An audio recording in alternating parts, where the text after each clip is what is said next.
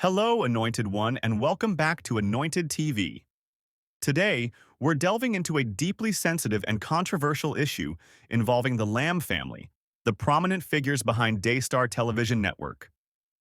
This story has shaken the Christian broadcasting world, as allegations of abuse, cover-ups, and family betrayal unfold in public view. A few weeks ago, after Jonathan and Susie's story went public, Steve Wilhite, Senior Vice President of Affiliate Relations at Daystar Television Network, released a statement defending Daystar against what they called a smear campaign against them. In his statement released on social media, he referred to the whistleblowers as spiritual vagabonds.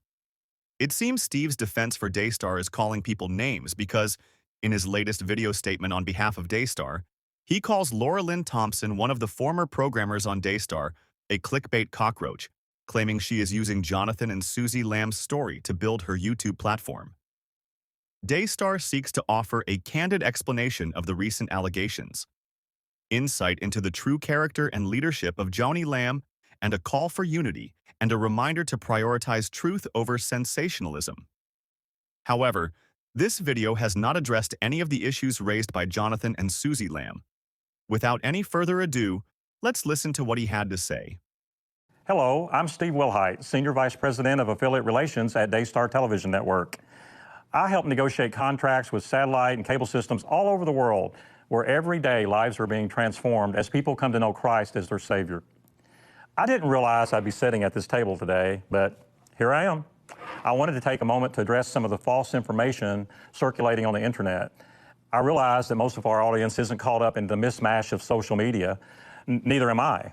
But some of the things do need to be addressed. And for those of you who know me, you know I don't sugarcoat things. I wish I could say something stronger, but let's just say I speak plainly.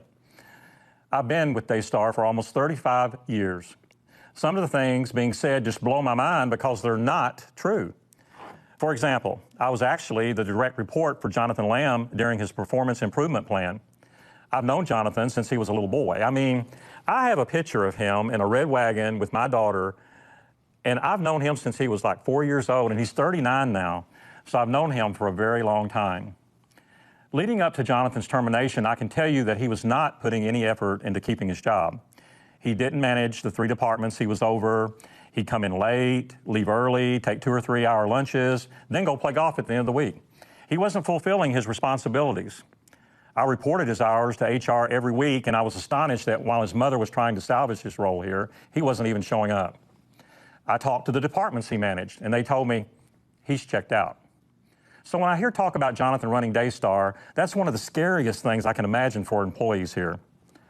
Now I want to address some of the lies that have been circulating online. The people on social media are not really our audience around here, but considering the level of misinformation and slander, I do want to address some of these issues specifically. Let me start with one that really bugs me, Laura Lynn Tyler Thompson. In the past 2 weeks, she has made multiple false claims. But why would she be doing this? Well, first of all, she's been misleading people to believe that she took some sort of strong moral stand of coming off of Daystar's international network, when that is not true. She was part of our local network in Canada for 26 days, just 26 days. What the public doesn't know is that Laura Lynn admitted to knowing about Jonathan and Susie's plan to go public with a smear campaign and appears to have coordinated her own publicity stunt announcing that she was coming off Daystar to position herself as a voice of integrity and capitalize on controversy. But then we dug a little deeper, and at the time of her departure, Laura Lynn was aggressively losing subscribers. It came to light last week that in October, her YouTube channel had 5,000 total views and earned nothing, $0. But after she started using Daystar and Joni Lamb's name, her YouTube jumped to 2.7 million views in the past 4 weeks and made an estimated $13,400. She's not taking a stand. She's a clickbait cockroach. Every time you click on her video, she profits. This isn't about morality for her. It appears that she's chosen to amplify this controversy as an opportunity to revitalize her struggling YouTube channel.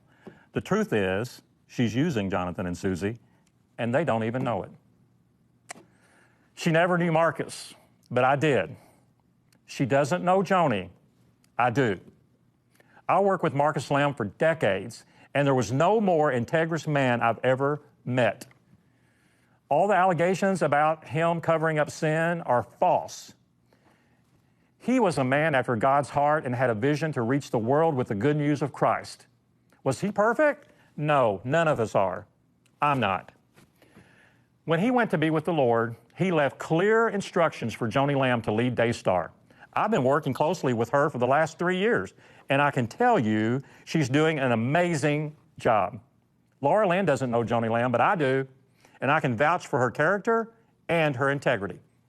So for those of you tuning in to Laura Lynn's channel, she's not here to tell the truth. She's here to stir up drama and make money. These allegations are nothing more than a smear campaign against Daystar and its leadership.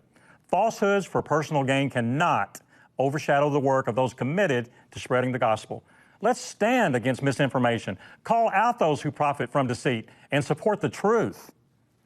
This is Steve Wilhite. Thank you for listening, and God bless. First, he talks about Jonathan Lamb and his departure from Daystar, and says Jonathan was reporting to him during his performance improvement plan.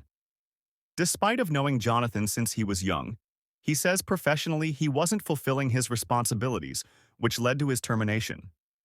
He says Jonathan would come in late, leave early, take long lunches, and prioritize personal activities like golf over his duties. Steve has said, "I also spoke with the teams he managed. They all told me the same thing. He's checked out." It is sad to note that Steve has not addressed the real reasons why Jonathan had checked out. He has not addressed the SA cover-up, Joni's questionable marriage to Doug Weiss, and issues of financial misappropriation at Daystar. These are the real reasons Jonathan had checked out, because he felt as a Christian TV station they were preaching water and drinking wine. Everything else that Steve addresses in this video is irrelevant since all that Laura Lynn and every other YouTuber is doing is just amplifying Jonathan and Susie Lamb's story. We were making videos before the story came out, and we will continue doing so after it dies down.